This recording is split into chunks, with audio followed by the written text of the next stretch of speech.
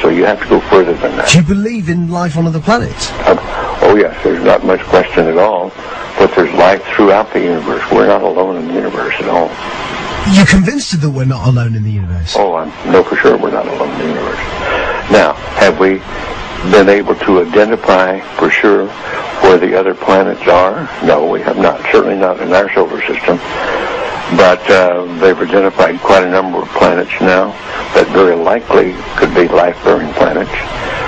And I happen to be privileged enough to have be in on the fact that we have been visited on this planet. And the UFO phenomenon is real, although it's been covered up by our governments for quite a long time. Whoa! Hang on a minute. Well, this is big. Whoa! All of this is quite a shock to me. Well, I'm sorry you haven't been reading the papers recently. It's starting to open up quite a bit. So you're telling me?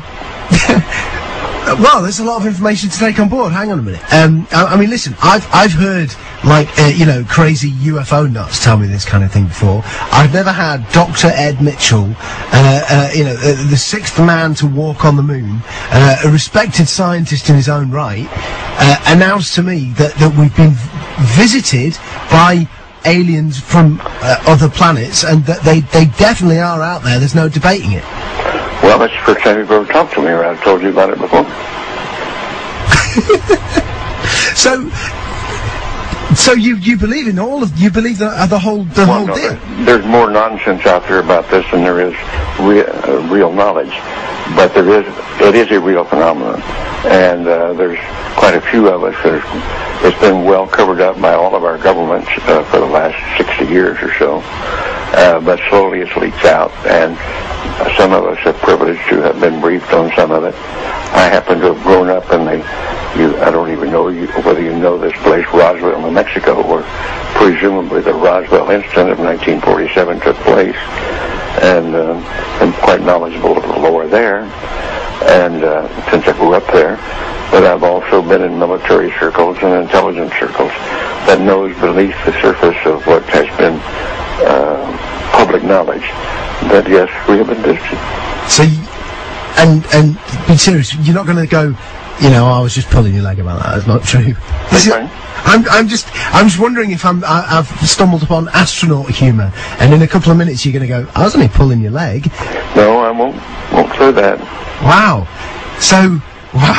So what? So you've been briefed on the fact that we've been visited. Well, I have briefed is one word for it. I have been involved in much of this work. No, it's not my main work. It's not my main interest.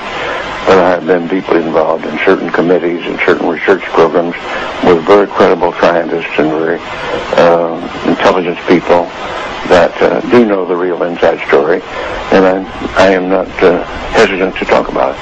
What is the real inside story? Well, I've just been telling you, we have been visited. Are we in regular contact, or was it a one-off crash, or? Well, no, there's quite a bit of contact going on. I can't tell you because I don't know all the extent of it. I don't know all the inside details because that isn't my really main interest. But the fact that we have been visited, the Roswell crash was real, and a number of other contacts have been real and ongoing. It's pretty well known to those of us who have been briefed and been close to the subject matter. So why is it being covered up then? Why is it that it's not mainstream? Well, the reason for that goes back to the main instance really started taking place after World War II. When in the United States, at least, I can't speak for the European governments or the South American governments, all of whom have recently started opening their files. And it's been open. This is starting to open up, and just read the internet or look at some of the press, the international press. You'll start to get the stories that are coming out now. I suspect that in the last 60 years or so, that there has been some back engineering and the creation of this type of equipment, but it's not nearly as sophisticated yet as what the apparent visitors have. So, as part of this, I mean, as part of you knowing about this and also going public with it, are you worried for your own safety with this kind of stuff, or are you convinced that the no, I think those days are gone. That used to be a concern among the people on the inside, but I don't think they're knocking anybody off for that anymore, or doing drastic things to them. What do you think the intent of the aliens is? Is it hostile or peaceful? No. It's not hostile. It's pretty obvious that if it were hostile, we'd have been gone by now. Really? I mean, what? We could have been. Wow. We had no defense, if that's what the real intent was. And what are we talking? What do they look like? Are we talking like, you know, the traditional sort of... You've seen some of the pictures that I know of. Some of them are these little people that look strange to us. As far as I know, from my contacts that have had contact, that's pretty accurate. Thank you very much for being here. My story with regard to the disclosure process is very simple. I grew up in Roswell, New Mexico, the site of the first UFO crash, the alleged UFO crash. And my story is as a result of growing up there. I was a senior in high school, just going into my senior year in 1947, when on one day the Roswell Record announced that an alien craft had crashed, and the next day changed that story and said no, the Air Force said that was a weather balloon. And since I was on my way to college and more interested in those things, I didn't pay much attention to it at that point in time. However, my family was in the agribusiness. My grandfather was a cattle buyer and sold registered Hereford bulls to the ranchers in the area, knew everybody in the area, and the Pecos Valley and beyond, sold cattle into Arizona, western Texas, and was affectionately known as Bull Mitchell in those parts.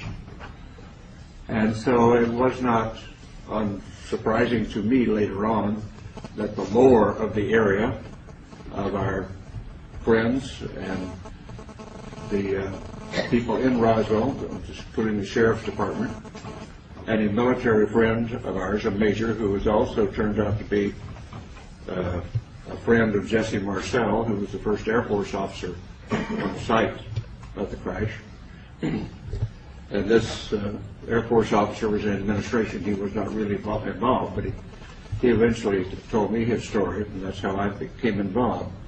So after my Apollo flight, I did very little. I knew nothing but the lore of the region up until that point. But after my Apollo flight, when I was back in the area and visiting relatives and friends, some of the people in the area who had been involved, what I call the old-timers, who were involved in the 1940s, 1947, and subsequent with the Roswell crash, and people like in the sheriff's department who had been to the crash site and were supervising traffic.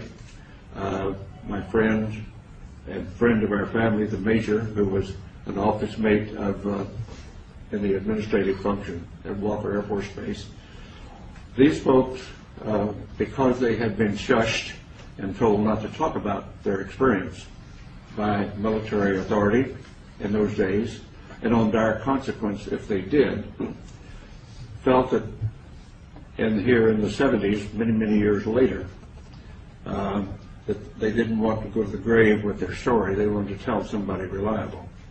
And being a local boy, and having been to the moon, they considered me reliable enough to whisper in my ear their particular story and their association with the Roswell crash, including the family of the undertaker who provided coffins for the alleged alien victims,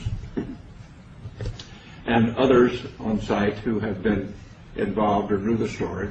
And of course, eventually I ran into Jesse Marcel Jr., the son of to Jesse Marcel, who was the first military officer on the site, and knew his story, and knew his story well, and we became friends in later years in this disclosure movement.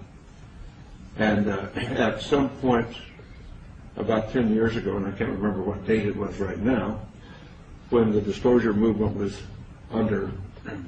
going strongly, I came here to Washington with a Navy commander by the name of Will Miller and Dr. Stephen Greer, and we were able to get an appointment at the Pentagon to talk about what we knew, or what we allegedly knew, what we thought we knew, and went and told our story. And the powers that be at the Intelligence Committee of the Joint Chiefs of Staff listened to our story and said, the Admiral said, well, I don't know that story. I don't know that that's true, but I will find out. So we departed, went on our way, and subsequently learned through Dr. Greer and through Will Miller and that those stories had been confirmed and that the Admiral had been denied access when he tried to get into the inner workings of that process. And we had confirmation of that, although that Admiral now denies the fact that this is a fact. So my story is essentially that I have no first-hand experience with the ET effort, except the fact that I know all of these research people that you'll hear from today, and some who are not here today, who have spent a long amount of their lives and time doing research into the alien visitation, UFO crashes, and so forth. And I urge that those who are doubtful read the books, read the lore, and start to understand what has really been going on, because there is no doubt we are being visited. And as a person who is a part of the first generation of being the spacefarer of our civilization and having gone to the moon, and realizing that I do, and many of us do now, that have seen the Hubble pictures from space, the universe that we live in is much more wondrous, exciting, complex, and far-reaching than we were ever able to know up to this point in time. And the fact we have wondered, were we alone in the universe forever? Only in our period do we really have evidence, no, we're not alone. We're just one planet with intelligent life on it, and probably it is time, now that we are spacefarers on our planet, that we get active, because we're really universal beings. And in the long stretch of things, if we think about it in the longest possible range, we realize, and I realize this from my studies in astronomy and astrophysics, our sun will burn out in due course, and we have to be off this planet if our species is to survive. So anybody, any species, any planet that is on around the mainstream star like ours is, only has a finite amount of time on that star before it burns out. And so our destiny, in my opinion, and we might as well get started with it, is become a part of the planetary community of nations, of planets, just like when we were much newer on this planet, and we found tribes over in the next valley or across the next mountain, and we started forming communities then and reaching out beyond ourselves. At this point in human history on this planet, we're now starting, and ready should be, to reach out beyond our planet and beyond our solar system to find out what is really going on out there. And the 20th and 21st century that we now live in, the beginning of the Industrial Revolution really didn't take off until the 19th century. And I tell the story to some of my younger audiences, particularly in schools, that my great-grandparents went across from South Georgia to West Texas in a covered wagon at the end of the Civil War in the 1870s. My family, my father's generation, was involved with going off the planet in aircraft. And less than 100 years later, I went to the moon. So from covered wagons to going to the moon in less than 100 years is a history of the development of our civilization in not our lifetime, but a couple of generations. And so it's time to start thinking in those terms. And particularly since now, in the 20th and 21st century, we suddenly find that due to our expertise and our genius in science and technology, we have exploded our population from under 2 billion at the beginning of the 20th century to over 6.5 billion at this point. And our consumption patterns are clearly indicating that we are utilizing our non-renewable resources at an unacceptable rate, a non-sustainable rate. So we've got a lot of thinking to do about what being an advanced civilization really means. But let's put all that aside for a moment, because we're here to talk about disclosure. And what I am suggesting is it is now time to put away this embargo of truth about the alien presence. And I call upon our government to open up like other governments have, and you will hear about that this morning, like the Belgians have, the French have, the Brazilians have, the Argentines, the Mexicans have all released their files. It's about time now that we do the same thing and become a part of this planetary community that is now trying to take our proper role as spacefaring civilization. Thank you very much for your attention.